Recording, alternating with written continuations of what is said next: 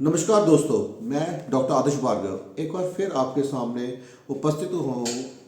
और इस बार का हमारा टॉपिक हमारे पास है मेडिकल रिलेटेड। आप सब ने नोटिस किया होगा कि सडनली जैसे थोड़ा सा मौसम में बदलाव आ रहा है तो हमारा यहाँ पे कुछ लोगों में वायरल इन्फेक्शन बहुत कॉमन हो रहा है। और जब हमने लैब में देखा कि ये क्या है, कौन सा वायरस है, तो मैं आपको बताना चाहता हूँ कि ये है हमारा इन्फ्लुएंजा वायरस है। इन्फ्लुएंजा टाइप ए वायरस है और मूलतः ये है H3N2 वायरस। मैं वायरस की हिस्ट्री में इतना डिटेल में नहीं जाऊंगा क्योंकि ये वायरस जो फर्स्ट टाइम डिटेक्ट हुआ था 2009 में हुआ था और ये हमारे पास इंसानों में ट्रांसमिट हुआ फ्रॉम पिग्स, यूएस में हुआ था काफ़ी। तो मैं इसमें डिटेल में ना जाते हुए जो आज की स्थिति है उसमें ही अपना एक व्यू पॉइंट विचार रखूंगा आपके सामने और एज गाइड करूंगा। तो सडनली क्या हुआ है कि हमारे पास नंबर ऑफ पेशेंट्स बढ़ गए, हॉस्पिटल में हॉस्पिटलाइजेशन बढ़ गई है पिछले आप देखेंगे 1-2 महीने से। और ये जो इन्फ्लुएंजा सब टाइप ए है H3N2 वायरस, वो बेसिकली इसका जो फीवर रहता है वो रहता है 3 से 5 दिन तक, और जो कफ रहता है लगभग 3 हफ्ते तक। तो इसमें हमारी जो संस्थाएं हैं, Indian council of medical research ICMR, उन्होंने अपनी इस पे अपना एक एडवाइजरी दी हुई है फॉर मेडिकल प्रैक्टिशनर्स एंड बाकियों के लिए, जो एक लोगों को गाइडलाइन भी दी हुई है। तो जो ऑब्जर्वेशंस हमारी जो ICMR Indian council of medical research ने जो हमें पुट फॉरवर्ड, उसमें थोड़ा डाटा मैं शेयर करना चाहता हूँ आप लोगों के साथ। उस डाटा के हिसाब से जो H3N2 वायरस लगभग 92% लोगों में हमें जो हॉस्पिटलाइज हुए हैं सडनली, इन सिम्टम जो सिम्टम मैं आपको शेयर भी करूँगा आगे, डिस्कस करूँगा आपसे। तो जिसमें 92% लोगों में फीवर रहा है, 27% लोगों में 27% लोगों में सांस की दिक्कत आई ही है, 16% लोगों में वीज, जो लगभग हमारा ये अस्थमा का एक सिम्टम हुआ करता था, तो वीजिंग भी नोटिस की गई है। एडिशनली जो हमारे ICMR ने हमें बताया है कि लगभग 16% लोगों में निमोनिया के सिम्टम भी आए हैं और लगभग 6% लोगों में सीजर भी नोटिस किया गया है। इन सब में लगभग 10% ऐसे लोग थे जिन्हें severe acute respiratory distress syndrome develop हुआ और लगभग 7% लोगों को ICU केयर की जरूरत पड़ी है। जो मैंने आपको बताया कि 10% जिनको एक्यूट सीवियर जो रेस्पिरेटरी इन्फेक्शन हुआ, उनमें ऑक्सीजन की रिक्वायरमेंट पड़ी है लोगों को। तो लगभग हमें वही ना कि एक वो डरावने दिन द्वारा याद आ जाते हैं जो कोविड वाले थे। तो मैं इस वीडियो के माध्यम से आप लोगों से साझा करना चाहता हूँ कि हमें कौन से सिम्टम हमें महसूस हो अपने में, अपने परिवार में, आसपास, तो हम उसे we should address as early as possible. उसमें ये सिम्टम जो हमें गौर करना है वो है बुखार चिल्स के साथ, यानी कि ठंड लगती है, शिवरिंग होती है, वो नोटिस करना है। कफ है या नहीं है वो देखना है। मन खराब होना, उल्टी का मन करना, ये भी एसोसिएट होना चाहिए। गला खराब होना, आज देख रहे हैं कि गला जकड़ जाता है हमारा, अच्छे से स्पष्ट बोला नहीं जाता, तो ये देखना है। इसमें मसल पेन बहुत हो रही है लोगों को, बॉडी एक्स हो रहा है, माइल्जिया हो रहा है, वो भी हमने ऑब्जर्व करना है।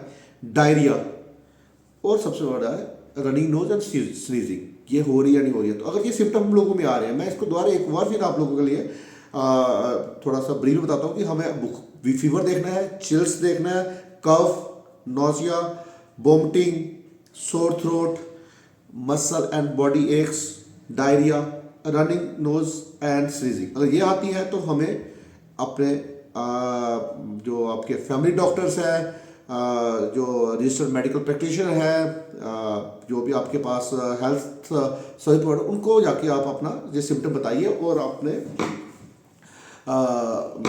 जो ट्रीटमेंट है उसको कीजिए।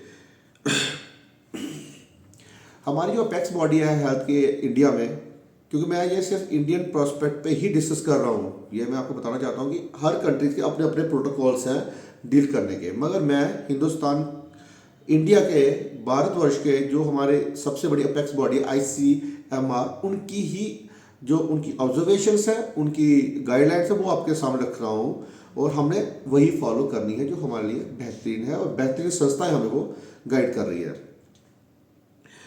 तो उन्होंने कुछ डूज एंड डोंट्स बताए हैं, जो मैं आप डूज क्या है उसमें कि आपको अपने हाथ रेगुलरली वॉश करने हैं विद जैसे सैनिटाइजर या सोप जो भी अवेलेबल है। मास्क वियर कीजिए, always wear the mask and avoid जो भीड़ भाड़ इलाके में अवॉइड कीजिए, मत जाइए वहाँ पे।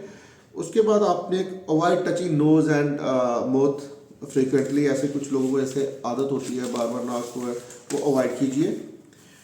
कवर नोज एंड माउथ, मुंह को ढक के रखें वाइल कफिंग और स्नीजिंग, अपने मुंह को कवर करना है बाय मे बी हैंकी हो, आप मास्क है, whatever use it with paper piece, tissue paper, whatever napkin जो भी अवेलेबल है, आप ये कीजिए, कवर कीजिए जब भी आपको कफ होता है या स्नीज होता है।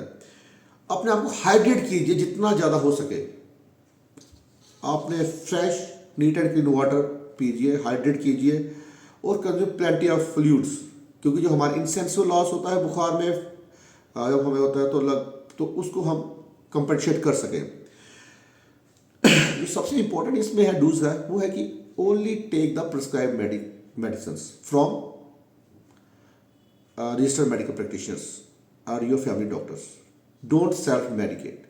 बस ज़्यादा से ज़्यादा अगर हमें फीवर लगता है, बॉडी एक सॉरी है, तो मेरी तरफ से आप सबको एडवाइस है कि आप पैरासिटामोल लीजिए। पैरासिटामोल जो लगभग अडल्ट डोजेस जो हमारी इंडिया में अवेलेबल है वो 650 की मिलती है। बाकी आप ये आप लीजिए paracetamol for fever and body x के लिए। डोंट टेक एनी एंटीबायोटिक, ये डोंट्स में पर्टिकुलरली मेंशन किया गया है। हमारी अपेक्स बॉडी ICMR ने मेंशन किया है कि अवॉइड एंटीबायोटिक्स को अवॉइड कीजिए जितना भी हो सकता है पॉसिबल। एंड डोंट्स, पहले मैं डोंट्स डिस्कस करते हैं, हमें जो नहीं करना वो है डोंट शेक हैंड और यूज अदर, जो हम ग्रीटिंग्स हिंदुस्तान में है, गले मिलना, जो ग्रीटिंग्स कंटेंट बेस्ड ग्रीटिंग्स है उसको अवॉइड कीजिए। स्पिट इन पब्लिक, ऐसे भी अच्छा नहीं लगता कि आप पब्लिक प्लेस पे स्पिट करते हैं, बट इसमें इस समय आप ज़्यादा थोड़ा सा ध्यान देंगे कि हमें पब्लिक प्लेस में स्पिट नहीं करना है। Self medication with antibiotics avoid करनी है। Eat while sitting to others, next to others और क्राउडेड प्लेस में आप खाना खाना अवॉइड कीजिए। अब जो सबसे डोंट्स भी मैंने क्लियर कर दिया, डू भी क्लियर कर दिया। इन्फ्लुएंजा वायरस सब टाइप A है, वो मैंने आपसे साझा किया है कि इस समय हम डील कर रहे हैं H3N2 वायरस से। अब IMA की जो सबसे बड़ी जो एडवाइस है, गाइडलाइन है, वो है regarding indiscriminate use of the antibiotics, जो हमारे हिंदुस्तान में बहुत कॉमन हो रहा है। सेल्फ मेडिकेशन हो जाता है और मैक्सिमम जो इस समय जो ड्रग्स यूज हुई है for cough, cold, nausea across the country, वो हम एजिथ्रोमाइसिन बड़ा ऐसे एम्पिरिकल ले रहे हैं, अमॉक्सिक्लैप्स बहुत कॉमन लेते हैं, तो प्रॉब्ली ये अवॉइड कीजिए, नहीं लीजिए एंटीबायोटिक। और इवन ये guideline to the medical practitioner भी है कि don't give antibiotics to the patient in particular, जो मैंने सिम्टम आपको बोले हैं ऊपर, जो related to H3N2 suspected patients हैं, उनको एंटीबायोटिक्स ना दीजिए। हमारे यहाँ पे अभी मैंने जैसे बताया एजिथ्रोमाइसिन बड़ी कॉमन यूज़ होती है। लोग अमोक्सिक्लैब को यूज़ कर रहे हैं सेल्फ मेडिकेशन में। तो विदाउट केयरिंग, उनको एक्चुअली पता है, जो लोग हैं, पब्लिक है, उनको पता नहीं है डोज क्या है, कितनी लेनी है। और क्या करते हैं यहाँ पे कि हम मेडिसिन लेते हैं, 1 दिन 2 दिन खाए, उसके बाद हम डिस्कनेक्ट करते हैं, जैसे सिम्टम रिलीफ हो जाते हैं। तो उससे एंटीबायोटिक रेसिस्टेंस डेवलप हो रहा है। और हम शायद मूलतः उस समय जब एंटीबायोटिक की रियली रिक्वायर्ड है, वो हमारे पास रेसिस्टेंट हो चुकी है। तो मुझे एज ए डॉक्टर मैं आप लोगों से रिक्वेस्ट करता हूँ कि आप एंटीबायोटिक्स को मत यूज़ कीजिए, सेल्फ मेडिकेशन के पार्ट में मत लीजिए, क्योंकि भगवान ना करे कभी सच में कोई प्रोसीजर करना पड़ता है, कोई ऑपरेशन होता है, तो ये एंटीबायोटिक्स जो हमारे पास अवेलेबल है वो रेसिस्टेंट हो जाए और हम एक्चुअल सिचुएशन को लड़ ही नहीं पाए। तो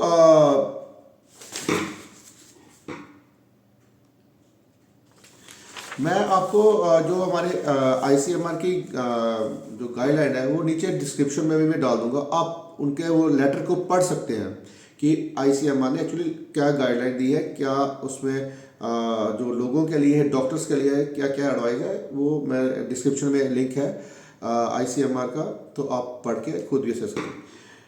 हमारे इंडिया में और एजिथ्रोमाइसिन एंड हमारे अमोक्सिक्लैब के सिवाय भी और भी बहुत एंटीबायोटिक यूज़ हो रही है, जैसे कि नॉरफ्लॉक्स हो गया, अमोक्सिसिलिन हो गया, ओप्रोफ्लॉक्सिसिन हो गया, लियोफ्लॉक्स हो गया। तो उसको अवॉइड कीजिए, ठीक है, मत लीजिए आप बिना डॉक्टर की कंसल्टेशन के कोई भी एंटीबायोटिक्स। अब सबसे बड़ा आता है कि हमारे यहाँ पे who are actually at the risk. तो मैं आपको बताना चाहता हूँ कि हर देश की अपनी अपनी गाइडलाइंस हैं, मगर इंडिया में जो बताया गया है कि जो एज है, ग्रुप है, वो लगभग यहाँ पे below 15 and above 50 years age, they are more susceptible to this infection and maybe sometime it turns to be more severe. 15 साल से नीचे और 50 साल से ऊपर इन लोगों के लिए हमें बहुत ज़्यादा एहतियात बरतनी है, क्योंकि ये मोस्ट आप कहेंगे कि वनरेबल एज ग्रुप है। यहाँ पे ये डिजीज होती है, ये वायरस इफेक्ट करता है। और सबसे बड़ा दूसरा कि सिर्फ यो नॉट ओनली ये एज ग्रुप, बट हाँ जो पेशेंट, जैसे कि कोई अस्थमा का पेशेंट है, डायबिटिक पेशेंट है, हार्ट के पेशेंट हैं, उन लोगों में जिनका इम्यून सिस्टम वीक है, सिम्टम एंड न्यूरोलॉजिकल पेशेंट्स हैं, तो उनमें भी ये पेशेंट काफ़ी वर्सन सिम्टम दे देते हैं, वर्सन हो जाते हैं इनके सिम्टम्स। तो मैं ये आप इन एज ग्रुप को थोड़ा सा ज़्यादा हमने ध्यान देना है कि ये लोग कम से कम प्रॉब्लम में लैंड करें, सीवियरिटी में लैंड करें। हाँ, मैं आपको इस वीडियो के माध्यम से ये भी आपको बता दूँ कि ये ज़्यादा देर नहीं चलेगा प्रॉब्लम, ये लगभग end of the March and beginning of the April, जैसे मौसम चेंज होगा, कन्वर्ट होगा फ्रॉम जो भारत में है कि हम गर्मियाँ शुरू हो जाती हैं, तो ये सिम्टम्स, वायरस का इफेक्ट कम होना शुरू हो जाएगा। तो पैनिक होने की जरूरत नहीं है, प्रिकॉशन डेफिनेटली लेना है। जितना आप कॉशियस रहेंगे उतना शायद हम इस बीमारी से डील कर पाएंगे और एक बेटर लाइफ जहाँ आने वाला टाइम होगा। तो मैं इसको समराइज करता हूँ लास्ट में कि हम इस समय डील कर रहे हैं, जो आज हमारा टॉपिक में था वो है H3N2 वायरस, जो सब टाइप है इन्फ्लुएंजा सब टाइप ए का वायरस। और इसमें हमें sore throat, fever, chills, then हमारे पास cough, body aches, nausea, vomiting, then running nose, sneezing, diarrhoea, तो ये सिम्टम आते हैं। तो हमें क्या नहीं करना है वो भी मैंने बताया कि हमें हैंडशेक्स या अदर जो कॉन्टैक्ट वेस्ट हमारे पास ग्रीटिंग से अवॉइड करना है। हमने कवर अपने मुंह को और नोज़ को कवर करना है, बार बार अपने नाक और मुंह को हाथ नहीं लगाना है, हमें हाइड्रेट कर हमें पब्लिक प्लेस में स्पिट नहीं करना, सेल्फ मेडिकेशंस नहीं करनी है, हमें पब्लिक प्लेस में जाके क्राउडेड प्लेस में जाके ना खाना नहीं खाना है। और जो डूज है वो क्या है, वो सबसे इम्पोर्टेंट ये है कि हमें अपने हाथ बार बार वॉश करने हैं विद सैनिटाइज़र और सोप प्रेफरेबली। उसके बाद हमें अपना नाक और मुंह को कवर रखना है मास्क से, हाइड्रेट रखना है अच्छी तरह। जब अगर आपको कोई स्नीजिंग आती है, छींक आती है, कफ आता है, तो भी अपने मुंह को टिश्यू पेपर से कवर कीजिए या नैपकिन से कवर कीजिए, हैंकी से कवर कर सकते हैं। और एंटीबायोटिक्स को जुडिशली यूज़ करना है, अवॉइड करना है ड्यूरिंग इस इन्फेक्शन में। और ज़्यादा से ज़्यादा पैरास्टामोल ले सकते हैं to deal with the fever and body ache. इसी के साथ मैं ये टॉपिक समाप्त करता हूँ और उम्मीद करता हूँ कि हर भारतवासी एक अपनी रिस्पॉन्सिबिलिटी को समझे और इन मेडिसिन को इन जो प्रोटोकॉल्स गाइडलाइन हमें ICMR प्रोवाइड कर रहा है, जब मिनिस्ट्री ऑफ हेल्थ प्रोवाइड करती है, उसको फॉलो कीजिए।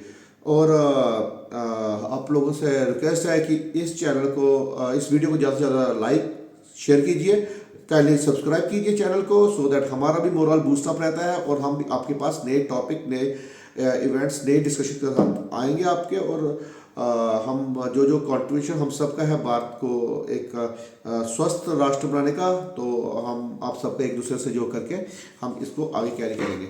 इसी के साथ मैं इजाज़त लेता हूँ, अगली बार फिर जल्दी आऊँगा। मगर आप भूलिए नहीं, kindly subscribe this channel as much as possible and keep us supporting. हमें आपकी सपोर्ट ही हमारे लिए एक एनर्जी टॉनिक है, जो शायद हमें एक बेटर काम करने के लिए प्रेरित करती है। तो यही रिक्वेस्ट के साथ मैं आज आपसे इजाज़त चाहता हूँ, अगली बार जल्दी मिलूंगा और आपसे फिर रूबरू होऊंगा एक नए टॉपिक के साथ। तब तक इजाज़त दिए और अपना ख्याल रखिए। जय हिंद, जय भारत।